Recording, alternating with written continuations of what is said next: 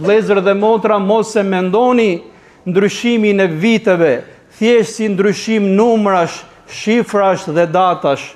Mos e mendoni atë thjesht si grisje të fletëve të kalendarit, fletë të cilat hidhen në një kosh mbeturinash sikur mos kishin ekzistuar.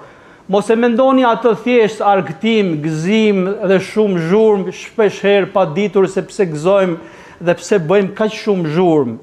Ndryshimi i një viti është një ngjarje e madhe për njerëzimin, është një ngjarje e madhe për njeriu.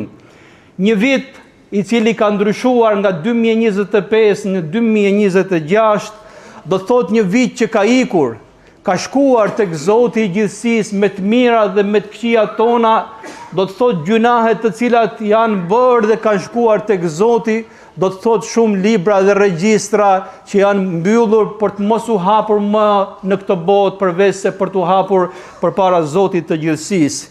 Ndryshimi i një viti do të thotë se jemi një vit më afër vdekjes, një vit më afër takimit me Zotin, edhe ne nuk e dim sa na ka mbetur prej vdekjes tonë dhe sa ka mbetur nga takimi me Zotin tonë.